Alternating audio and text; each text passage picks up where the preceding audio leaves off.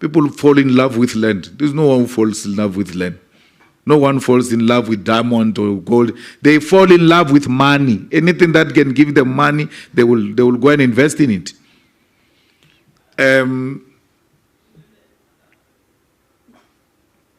Socialism didn't work in Germany, and you are going to tell us how it failed.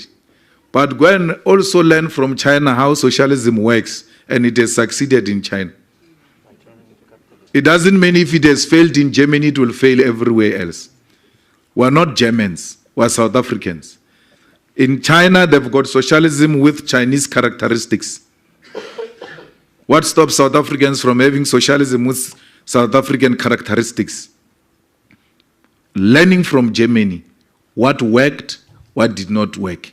Take the good things, leave the bad things. Why capitalism always resort to Chinese principles, to socialist principles, every time they get into trouble? When the banks failed in 2008 and put the world into a financial crisis, it was socialist principles that took the world out of that crisis through state intervention. Where was capital at that time? If we go now, we're in Pretoria now. Let's go to commercial crimes or go to liquidation or high court and all of that. Every day without fail, there are private companies that are being liquidated there. Who said if it's capitalist owned or private owned, it's inherently successful? Who said that?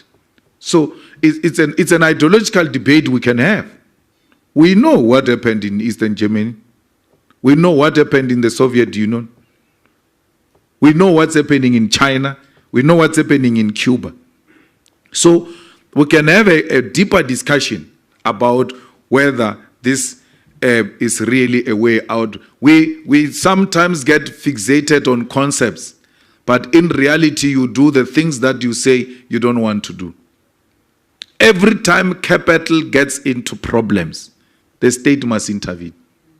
Every time. That's when you now see the importance of socialist principles. Coalitions in South Africa will work. This thing is a new thing to us. We don't know it. And we're learning on the job. We're learning on the job. So please be patient with us. We have succeeded so far. No municipality has actually completely collapsed to a point of having to be resuscitated by an upper government under coalition. So it's a new thing. We're learning on the job and we'll get it right. The problem is not coalitions. The problem is the ANC and the DA. They are so used to power. And when they now get out of power into a coalition, they still want to behave like they are in power. Coalition means power sharing. You must let go. Don't behave like you still have power when you don't have power. You must share. And who will make the best a coalition partner, because we have never been in power, so we don't know power. Maybe the first power we're going to experience is through coalition, and it will be the first experience. But those who are used to controlling power, when it shifts, they are still in denial, and they want to behave like they still have power. And it leads into the problems we see in the coalitions. At the center of a problem is the ANC. It has been in power for too long. When it gets removed into a coalition, it is in denial. Same thing as the DA, that suffers from white supremacy. That in coalition with black people, a white person must lead. That white supremacist mentality is what causes problems for us in coalitions. But otherwise, coalitions will work. And coalitions are the best thing for me. I think we deserve that. Where no one has got an absolute majority. We all govern through consensus. And we look at what is in the best interest of our people. Because too much power corrupts. And that's what we have experienced since 1994. The same thing with the European Union. Don't say, what are we going to ask from you? That's a big brother mentality. What are you going to ask from us? Yes, don't say, why should it be us who are asking? We're not asking for anything. We're fine. So let's relate as equals, not as a beggar and the big brother supplier. No, we will relate with the European Union. It's a necessary body.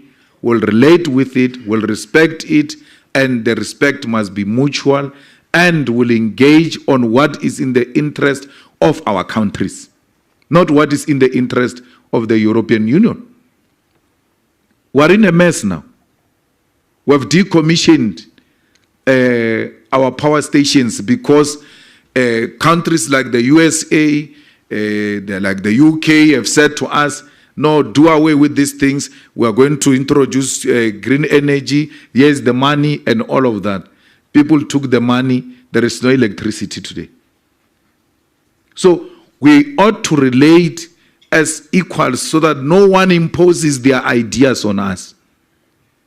We are people that subscribe to superior logic. Anything that is scientific, anything that has been proven, anything that makes sense, we'll agree with it. It doesn't matter whether it comes from European Union or it comes from BRICS or it comes from China or Russia.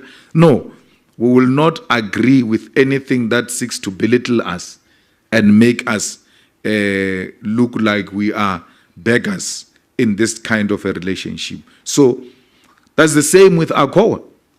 You can't use AGOA to threaten us in terms of our sovereignty and our foreign policy.